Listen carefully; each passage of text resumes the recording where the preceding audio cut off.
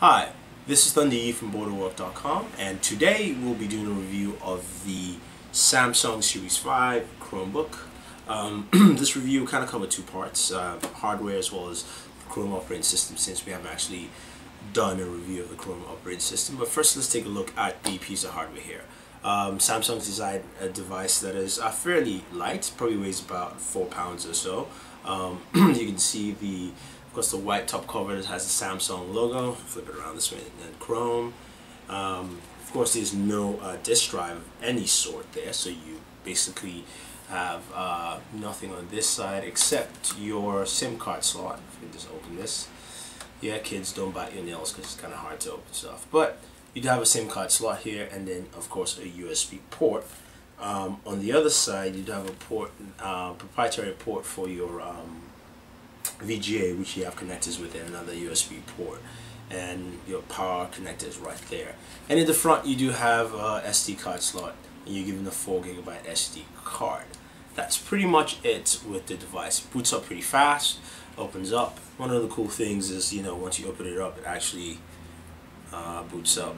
Like, it's pretty fast, probably about 10 seconds. You can see that's my login picture, and I sign in with my Gmail account. So basically, as you saw in the initial setup, once you sign in with Gmail, that's pretty much how you log into your ChromeOS account. So we're gonna go and jump in and. All right. So taking a look at the internal hardware here, we do have a full fledged out keyboard with of course a couple of customizable keys. The power button right there is on the top right hand corner.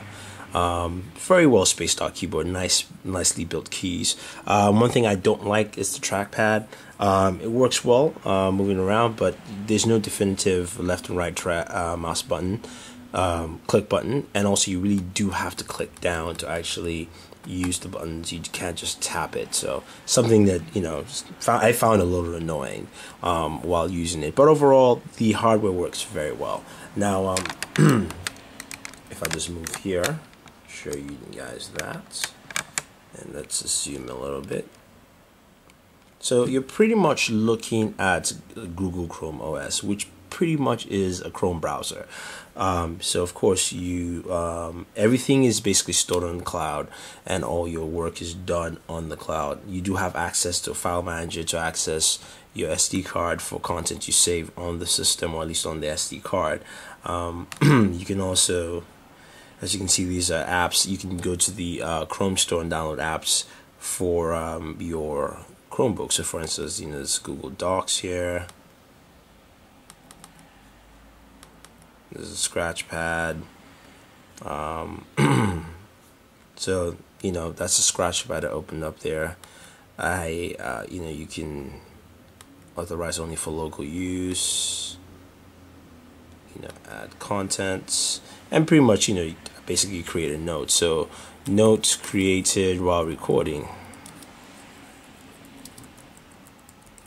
and you can save this online. You can access it anywhere. So that's a pretty cool thing about it, is that your content is, you know, is accessible anywhere on the web, especially even just through your Chrome browser. You can see I have my Google Talk here open. So I do have video chat capability with the front-facing camera, and the new features with Google Talk on that. So it's something that, like I said, it's nice to have.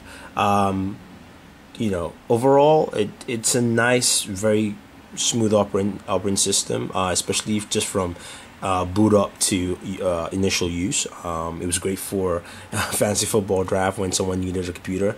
So that kind of thing, where if you're on the go, you need something just to use a lot of web functionality.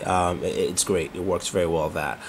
If you're looking to install your own apps or use very custom applications, like you find with, you know, with a lot of you know, Windows or even Apple computers, it becomes very difficult because everything is just built off the Chrome browser.